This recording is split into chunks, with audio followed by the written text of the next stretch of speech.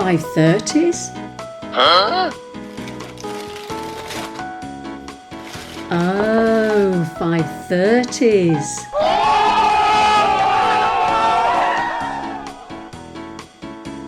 So we're going to start lacing by taking the lace down through the outside first hole. Just bring the lace a little way up into the shoe, and then when you take it across the front, just try and flatten it out as much as possible. These laces do twist quite easily. Take it through the loop on the front, and then we're going to take the end down through the inside first hole. And to make sure that our laces are the same length on both sides, we're just going to pull the lace out at the front and we're going to pull up. And in that way, you'll have the same length. So if the bar on the front is twisted a little bit, just pull it out on the one side, turn it over, and then bring it back down into the hole.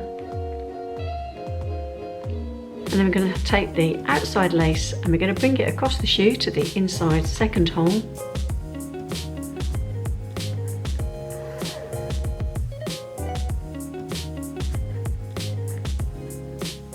Just leave a little bit of a loop sitting on top of the hole, make it look nice and loose. Then we're going to take the inside lace across the shoe to the outside second hole.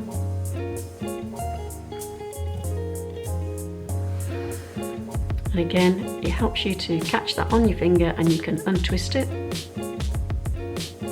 Then keep that lace in your hand. You're going to bring it across the shoe to the inside third hole.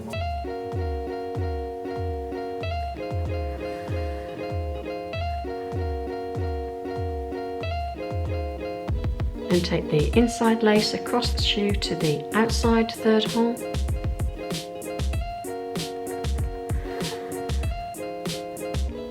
I'm just going to stop there and just open up the shoe a little bit to make sure that the loops are the same.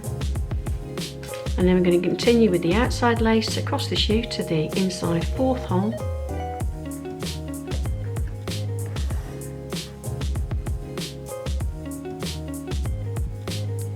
Then take the inside lace across the shoe to the outside fourth hole.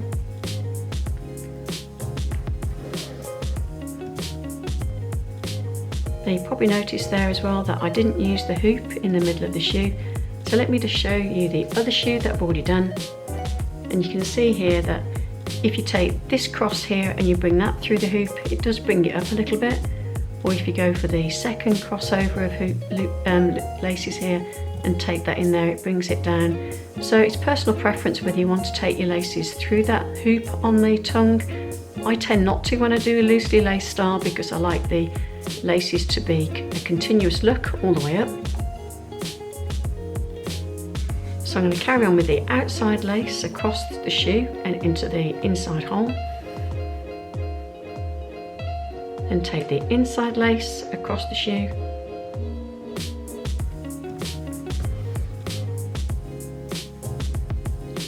And again there you can see that you could either have taken that crossover of loops or this one here to get down the hoop on the tongue.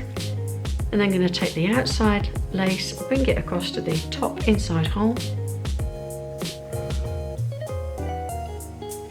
And then the inside lace comes across and goes down the last hole on the outside of the shoe. And then a little tip for those people that really like the loosely laced look but sometimes the shoe slips on their feet.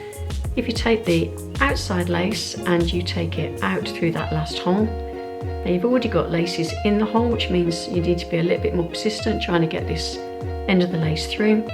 So it might be a good idea to stretch the hole just a little bit, and you can do that just by either pulling that lace inside and out a little bit and pulling on it to kind of stretch it. Or if you take your two parts of the lace and you pull it over, and then you take this lace and you're going to go out the lower bit of the hole. So just make sure that you're not twisting your lace as it's going through there. So push it through the bottom bit of the hole, like that. And then just judge how much you want your lace to come out, making sure that this hasn't twisted as it's gone across. And then take the inside lace and do the same again. Take it out through the top hole on the other side of the shoe. So it's easiest if you push it down through the bottom and then out. Again, just double check that they haven't twisted. They do tend to twist quite easily. If they have twisted, just bring your lace out, bring it back in, and as you bring it in, just kind of flatten it out a little bit. That hasn't worked, so I'm going to do it again. So pull it out, and then pull it back in, and twist it as you go, like that. And just check that these are hanging out as much as you want. And then this top bit here, rather than leaving it on the front, because it does tend to be a bit longer than the other loops that you've made, you can put that behind the tongue. Now, the good thing about this is it does mean that when the shoe is on your foot, if you still feel that some of your loops are a little bit big or not big enough, you can then adjust it using this by pulling out your laces as you go down the shoe, or opposite, you could actually start to pull them in. So I can see here that all mine are pretty much as I'd like. If these were too long, I could actually just pull on here and pull them back in a little bit. So this loop here can be as long or as short as you need it to be, depending on how you want those loops to be. So that then goes behind the tongue, so I'm going to lift that up. Now the laces are nice and soft, so it should be quite a comfortable wear to wear those laces on top of your foot, between your foot and the tongue. So let me just pull those out. And there you have your New Balance 530 loosely laced.